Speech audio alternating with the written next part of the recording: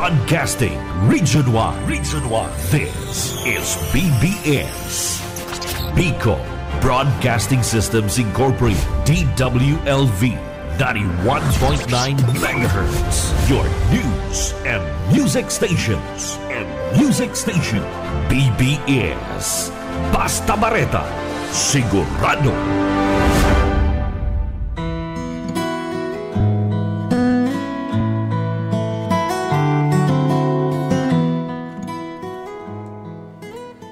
Magandang umaga po, Bicolandia. Magandang umaga po dito sa probinsya ng Camarines Sur. At magandang umaga po dito sa lungsod ng Naga. Magandang umaga sa Bicol Region. Sa buong rehiyon ng Pilipinas. At magandang umaga po sa lahat ng inaabot ng signal na ito.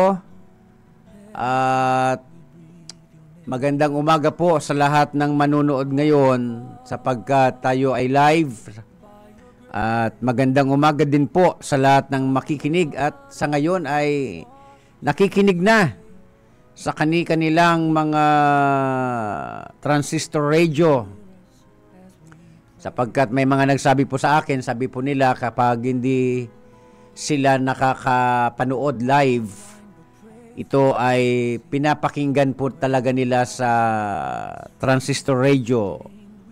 At dahil po dyan, nagpapasalamat po kami na kayo po ay tinatangkilik po ninyo at sinusuportahan ang biyaya sa pagkaaga. At kung sa palagay po ninyo ang ibinabahagi ko po rito at ang iba pang mga ina-assign ko po rito sa programa, ang kanilang ibinabahagi ay mangyari po sanang ibahagi din po ninyo sa iba upang ito ay kapulutan ng mahalagang aral ng Panginoon.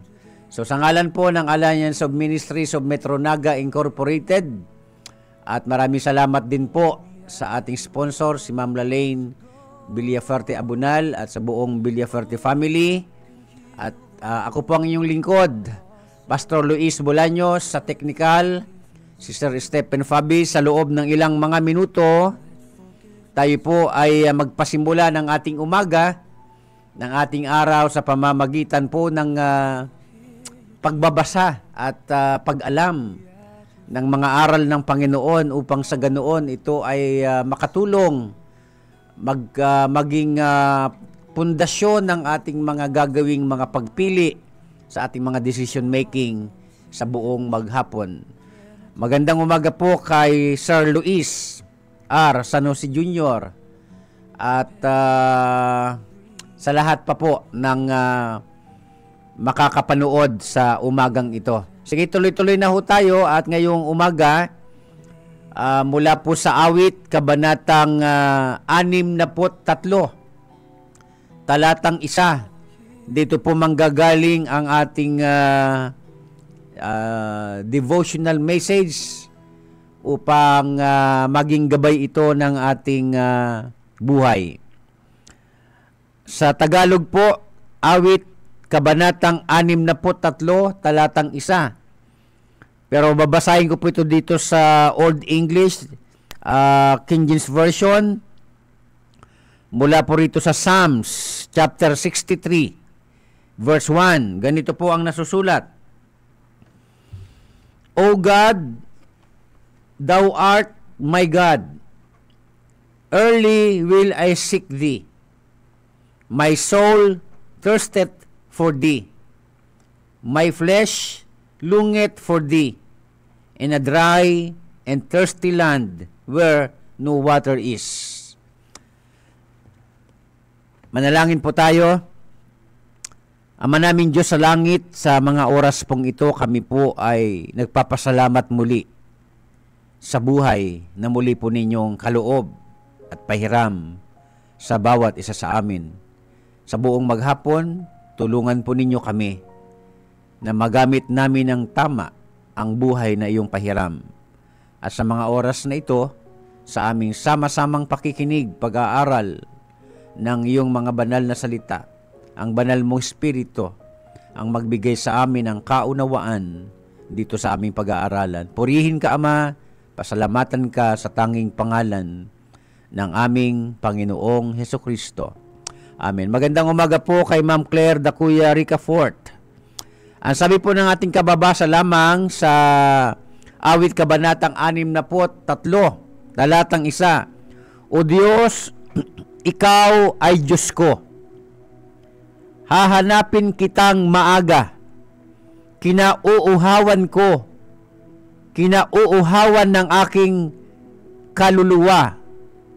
Pinananabikan ka ng aking laman sa isang tuyo at uhaw na lupa na walang tubig. Magandang umaga din po kay Ma'am Lourdes Garrido. So ngayong umaga dito po sa ating sama-samang pag-aaralan, pinamagatan ko po itong pag-ingatan natin ang ating kinauuhawan. No?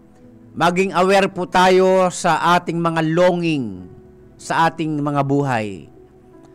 Gaano po kaseryoso na dapat nating pag-ingatan ang mga kinauuhawan natin sa ating buhay. Hindi lang ho seryoso, kundi napaka-seryoso. Ating aalamin mamaya-maya lamang kung bakit ito napaka-seryoso. Sabi ni Haring David, ito po ay kanyang isinulat na awit nung siya ay nasa wilderness of Judah. Ano po, minsan sa buhay natin may mga wilderness din eh. May mga panahon sa buhay natin na panahon na parang tuyo, parang tuyo. Wala kang maaninag na pag-asa. May mga ganoong senaryo sa buhay. At dahil po sa mga iba't ibang pinagdadaanan sa buhay, lalo na nga kapag ikaw ay nasa isang kalagayan ng buhay na parang tuyo, parang nasa disyerto ka, ay diyan nagsisimula ang paghahangad. Yan. Magkakaroon ang tao ng tinatawag na longing. Pero ngayong umaga, pag-ingatan natin kung ano ang ating mga longing sa ating mga buhay. Pag sinabi nating longing, ito yung isang bagay na pinakahahangad na gustong-gusto mo. Gustong-gusto natin na ito ay dapat makuha natin, mapasa atin, maranasan natin at makita natin. At dito mag-uugat kung ano ang mga pwedeng mangyari sa ating buhay. Depende sa ating mga longing. Kaya uulitin ko po ang ating pag-aaralan ngayong umaga. Pag-ingatan natin kung ano ang ating pinaka-hahangad o pinaka-kinauuhawan sa ating mga buhay, sapagkat dito manggagaling kung tayo ay mapapalapit sa Diyos o mapapalayo sa Diyos. Sabi ni Haring David, sabi niya, O Diyos, Ikaw ay Diyos ko. Sa simula pa lang, makikita natin ang isang pundasyon. Mapapansin ninyo. Ibig sabihin nito, kung sino ang Diyos ng ating buhay, doon manggagaling ang ating longing. Sigurado yan. Kung hindi ang Diyos ang pangunahin at siyang pinakahahangad ng buhay ng tao, doon manggagaling ang kanyang longing. Sa case ni David, ang kanyang longing ay ang Diyos. Okay? Kaya sa simula pa lang, ang sabi niya, O Diyos, Ikaw ang Diyos ko. Yan. Maliwanag po yan. At dahil ang Diyos sa langit na totoo, buhay, makapangyarihan sa lahat, ang siyang Diyos niya, natural, magiging tama ang kanyang longing. Yan. Magandang umaga po kay Ma'am Nani Nazareno Pilinya. Sapagkat ang Diyos sa langit, ang Diyos niya ni David, kaya naging tama ang kanyang longing. So, ibig sabihin, kung ano ang ating pinahahalagahan sa buhay, ang siyang magiging longing ng ating buhay. At dapat natin itong pag-ingatan sapagkat magbibigay ako ng ilang mahalaga at magiging at talagang sabihin na natin ito ay magiging foundational, magiging pundasyon ng ating buhay na konektado sa Diyos. Ano po? Una, bakit natin kinakailangang pag-ingatan ang ating mga longing sa buhay? Sapagkat kung ano ang ating pinakahahangad sa buhay, ang ipupurso natin sa buhay, sigurado yan. Kahit na ito ay mali, kahit na ito ay masama, kahit na hindi ang Diyos ang siyang nilolong ng ating buhay, ipupurso natin yan, sigurado yan. Kaya ganito kaseryoso. Di bali sana, kung ang ating nilolonging sa buhay ang Diyos mismo, di masama. At walang panganib. Hindi magiging komplikado ang buhay. Pero kapag ang ating mga longing sa buhay, hindi ang Diyos, siguradong mapanganib yan. At ipupurso natin yan. Sigurado yan, walang duda. That's why sa Biblia, sa banal na kasulatan, marami hong patunay na dahil sa mga hinahangad ng tao na hindi ang Diyos, maraming tao ang napasama. Sabi nga po sa unang Timoteo, kabanatang 6, talatang 9, ang sabi dyan ni San Pablo, konektado po ito dito sa longing, na dahil sa paghahangad ng iba na magkamal ng maraming pera, marami ang nalayo sa pananampalataya at nasira ang kanilang buhay at nagdulot sa kanila ng paghihirap ng kalooban. So may mga tao ang longing niya pera. Iba-iba ang longing ng tao Halimbawa, pera ang longing mo sa buhay. Yun ang magpapaikot ng buhay mo. Kaya ganun ka kaseryoso. Sapagkat kung ano ang kinauhawan ng tao sa kanyang buhay, ipupurso niya yon kahit sa masama at maling paraan. Sigurado yon. Kaya nga, dapat nating pinag-iingatan kung ano ang pinakahahangad natin sa buhay. Sapagkat ito ang ipupurso natin ito. Pangalawa, ito ang magiging most important ng ating buhay. Sigurado yan. Doon mo ibubuhos ang oras mo, ang panahon mo, na kahit nga kaluluwa mo, isusugal mo dyan. Sigurado yan, proven na po yan, napatunayan na yan. Kaya nga ngayong umaga, mahalaga na ang nilolong ng puso natin, ang Diyos talaga. Siya dapat ang maging Diyos ng ating buhay. Sapagkat bukod sa Diyos, labas sa Diyos, kapag mayroon tayong pinakahahangad sa buhay, magiging ipupurso natin at magiging most important ng buhay natin. Siyang magiging sinasabi pong paglalaanan natin ang tinatawag na highest value. Yan. Yung pinakalulong mo sa buhay, yan ang magiging highest value ng buhay mo. Hindi na ang Diyos. At pagka nagkaganoon, delikado yon. Okay? Kaya ganoon kaseryoso kung bakit dapat nating pag-ingatan ang ating mga pinakahahangad sa buhay.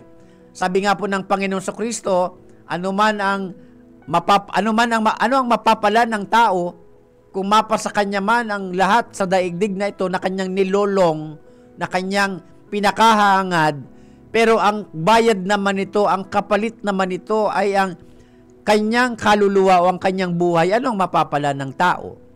Kaya nga, ngayong umaga, sigurado ako, kahit hindi tayo magsalita, may pinakahahangad tayo sa ating puso. It's either yan ay pera, gusto mong yumaman, na kahit sa at maling paraan, gagawin mo yon dahil yun talaga ang pinakagugusto mo. Sapagkat kung ano ang pinakagugusto ng tao, ang siyang kanyang pag-uukulan ng kanyang maraming oras, pag-uukulan niya ng maraming panahon sa kanyang buhay, at ito na ang magpapaikot sa buhay ng tao kung ano ang kanyang pinaka hahangad sa buhay. Kaya nga sabi dito ni Haring David, O Diyos, ikaw ay Diyos ko. Hahanapin kitang maaga. Yan. Tingnan nyo, sa pagising pa lang sa umaga, anong inahanap natin? O tayo makakapagsabi niyan, di ba? Ano ang inuna natin pagising sa umaga? Sapagkat kung ano ang inuuna natin sa pagising sa umaga, ang siyang nilolong ng ating isip, ng ating puso. At marahil hindi ang Diyos. Sigurado yan. At ang sabi po dito, kinauuhawan ka ng aking kaluluwa. O kaya pag-ingatan natin ito, mga minamahal kong mga tagapakinig, sapagkat kung ano ang kinauuhawan ng ating kaluluwa, ang siya nating hanapin. Pag-uukulan ng oras, pag-uukulan ng pera, pag-uukulan ng maraming panahon sa buhay natin. Di bali sana kung ang pinaka-longing ng ating puso't kaluluwa ay ang Diyos mismo. Maganda yon. Sigurado akong pagka ang Diyos ang nilulong ng tao, ang longing ng puso niya ay ang Diyos, ang tao ay dadalhin ng Diyos sa magandang kalagayan ng buhay. Ang tao ay magiging matatag. Ang tao ay lalo pang mapapalapit sa Diyos. Ang tao ay mapapabuti. Sapagkat hindi lahat ng ating nilulong sa buhay, hindi lahat ng hinahangad natin sa buhay, ay nagdudulot ng kabutihan sa buhay ng tao. Karamihan sa mga ito ay napapasama ang tao. Okay? Kaya kung ano ang inahanap natin sa buhay na pangunahin, yun ang pag-uukulan natin ng labis na pagpapahalaga. Ano po? Sigurado kung doon matutuon ang ating passion. Ano po? Sapagkat yun ang ating hinahangad talaga. Kaya ngayong umaga gusto ko sabihin sa inyo na kung mayroon man tayong dapat hangarin sa buhay, pangunahing hangarin sa buhay ay ang Diyos lamang. Ano po? Kaya baga sa Biblia, sinabi ng Panginoong Kristo, isang napakapamilyar na talata sa Ebanghelyo ni Mateo Kabanatang 6:33. Ang sabi po diyan, seek first the kingdom of God and His righteousness. O di ba? Sinabi ang ganyang pananalita ng Panginoon, and all these things will be given to you as well. Pero sabi sa King James Version, seek first the kingdom of God and His righteousness, and all these things shall be added unto you. Datapwat unahin muna ninyo na kayo ay pagharian ng Diyos, at ang lahat ng bagay na ito ay pawang idaragdag sa inyo. O kaya dapat tama ang ating hinahangad sa buhay. Kapag katama ang hinahangad natin sa buhay, the rest, sa totoo lang, hindi na natin dapat problemahin pa. Sapagkat kapag pinagsikapan natin tayo ay pagharian ng Diyos at alam ng Diyos na yun ang hinahangad ng ating puso, the rest, si Lord nang bahala. Sa totoo lang, proven na po yan, tested na yan. Kapag inuna ng tao, nilong ng puso ng tao ang Diyos at ang pagharian tayo ng Diyos, yung mga inaalala natin sa buhay, sa totoo lang, talagang pinaprovide ni Lord yan eh. Sa buhay ko, naranasan ko din yan eh. Yung mga labis nating kinauuhawan na hindi ang Diyos. Pero pagka ang Diyos ang talagang pangunahin ng buhay natin, maniwala po kayo, hindi ka pababayaan ng Panginoon. Kaya ngayong umaga, anuman ang nilulong ng puso mo, anuman ang ginahangad mo sa puso mo, na higit pa sa Diyos, itigil mo na yan. Dapat Diyos ang pangunahin ng buhay.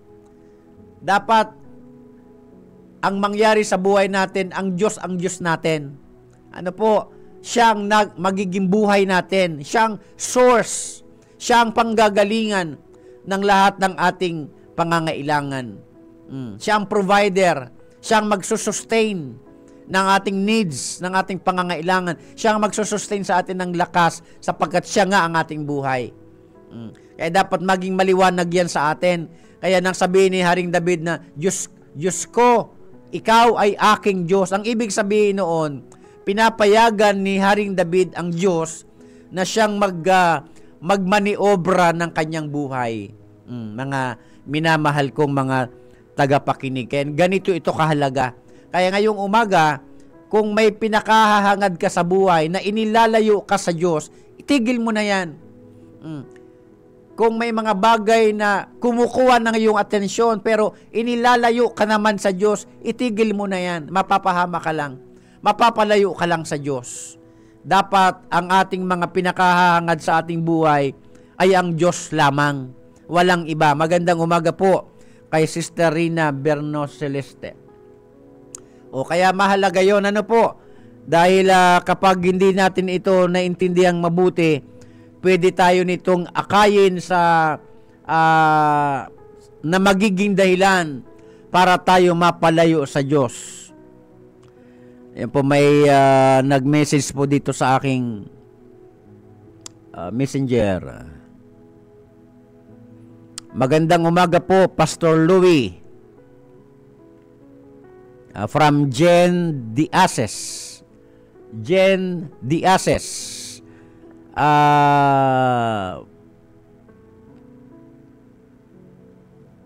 Ang tanong niya po ay ganito. Ano po ba ang ibig sabihin ng politism? At ito po ba ay tama? Yan ang tanong ni Ma'am Jen Diases. Ang sabi niya, magandang umaga po, Pastor Louie.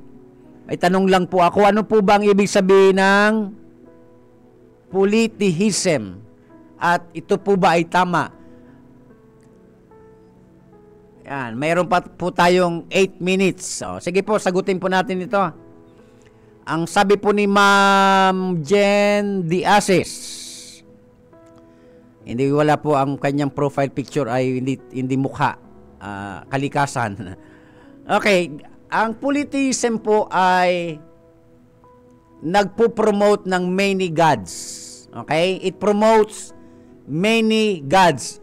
Ang kanilang belief ay mayroong maraming Diyos. Yan ang politism. Politism, P-O-L-Y-T-H-E-I-S-M. Politism. Yan ang ibig sabihin yan. Ang politism po ay, again, it promotes many gods. Ibig sabihin, ang paniniwala ng politihismo ay maraming Diyos, bukod pa sa Diyos sa langit. Okay? Yan po ang ibig sabihin niyan, Ma'am Jen Diases. Yun, ang pahabol po. Yan. Ano daw pong pagkakaiba ng politihism sa monotheism? Yan. So, sasagutin ko po yan dahil may oras pa naman ako. Salamat at nataon sa may oras pa. Pero kung wala na, hindi kita masasagot, Ma'am Jen. Ang difference po ng polytheism sa monotheism, ang monotheism po ay derived from Old Greek, na ang ibig sabihin nito ay mono tsaka theos. Meaning, it promotes and maintain that there is only one God. Yan ang difference, Ma'am Jen, sa iyong tanong. Ano daw ang pagkakaiba ng polytheism sa monotheism? Ang pagkakaiba ng dalawang yan, ang polytheism, it promotes many gods. But again, mga minamahal ko mga tagapakinig, hindi ho marami ang Diyos. Iisa lang ang Diyos. Okay? At hindi marami. Kaya nga, hindi ho biblical, Ma'am Jen Diases, ang paniniwalang tungkol sa polytheism, sapagkat nagpo-promote lang ito na dapat na ang tao ay maniwala na marami ang Diyos. Hindi ho marami ang Diyos, iisa lang ang Diyos. Okay? Kaya dapat tayo tumatawag sa isang nag-iisang Diyos na buhay. Totoo. Sa langit. Hindi na tayo kailangang kumonsulta kung kani-kanino sa kung ano-anong mga object para lamang tayo mapalapit sa Diyos. Ang turo po ng banal na kasulatan, iisa lang ang Diyos. Okay? Samantalang, ang polytheism, maraming Diyos. Kaya hanggang sa ating panahon nga nadala yan yung paniniwalang yan, sa totoo lang, na ang mga tao, maraming Diyos. Lumilika ang tao ng maraming Diyos. Kumakatha sa isip niya ng maraming anyo ng Diyos. Samantalang nag-iisa lang ang Diyos. Nung ang Panginoong Kristo po baga nagkatawang tao, pinakilala niya ang Diyos sa katauhan niya. Di ba? Kaya mahalaga na ito ay maintindihan natin. Maraming salamat po sa pagtitiwala, Ma'am Jen Diasis, sa iyong tanong. Okay, so yan po ang difference, Ma'am Jen, ng pagkakaiba ng monotheism sa polytheism. Polytheism. Ang monotheism, nagpo-promote ang belief ay at nagpapanatili na isa lang ang Diyos. Okay? Samantalang ang polytheism, tinuturo nito ang maling paniniwala na marami ang Diyos. Okay? Sabi nga po ng iba, lahat naman ng relihiyon, tama. No, mali po yan. Ako po mismo magsabi sa inyo, biblically speaking, hindi ho lahat ng relihiyon tama. Sapagkat may mga relihiyon na mali. May mga relihiyon na inilalayo lalo ang tao sa totoong Diyos. May mga relihiyon na sabi ng iba, lahat naman ng relihiyon patungo sa Diyos. No, mali po yan. Hindi lahat ng relihiyon patungo sa Diyos. Baka sabihin ko pa sa inyo na mas paniwalaan ko pa na kapag ikaw ay, sabi sa akin ng isang matandang pilosopo, alam mo nga yan, Noy, pag mapamanila ka, maski anong bus ang sakayan mo, basta may pangalan na pamanila, dadaling ka niya sa Manila. Sabi ko sa kanya, Tatang, tama ka. Na kapag papunta ka ng Manila, kahit anong sakyan mong bus, ki Piltrangco yan, ki Raymond bus yan, kung anumang bus yan, basta pa Manila yan, dadaling ka talaga sa Manila. Pero alam mo, Tatang, sabi ko sa kanya, pag papunta sa Diyos, iisa lang ang daan. Okay? Ebanghelyo ni Juan, kabanatang 14, talatang 6, anong sabi ni Jesus? Siya ang daan, siya ang katotohanan, siya ang buhay, walang makapupunta sa Ama, kundi sa pamamagitan niya, iisa lang ang daan. Kaya hindi po tamang sabihin na lahat ng relihiyon patungo sa Diyos. Okay? Kaya, dadaling ka lang ng isang relihiyon patungo sa Diyos kapag ang relihiyon na yan ay naniniwala lamang sa nag-iisang Diyos na buhay. Yan ang tama. Pero kapag ang paniniwala mo ay maraming Diyos at lahat ng reliyon ay tama, diyan ka nagkakamali. Diyan po tayo nagkakamali. Kaya mahalagang suriin mo ang relihiyong kinaaaniban mo. Ano bang paniniwala niyan? Baka mamaya ang paniniwala ng relihiyong kinaaaniban mo ay marami ang Diyos, at marami ang daan patungo sa Diyos. Iisa lang ang daan, ang Panginoong Kristo.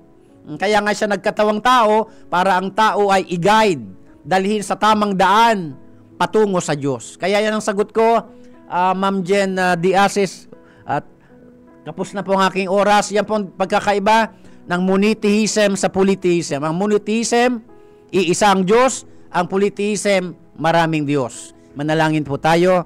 Panginoon namin Diyos, marami pong salamat. Tulungan po ninyo kami na ikaw nga po ang maging pinakahahangad namin sa buhay. Pagpalain niyo po ang lahat ng nakinig at nanood at lahat pa ng magre-replay nito. Purihin ka sa pangalan ng Panginoon Kristo. Muli po, ako po inyong lingkod, Pastor Luis Bulaño. Susunod na po ang Kakampi Network News at ibabalita ni Sir John Bernas. Pagpalain po kayo ng Panginoong Diyos.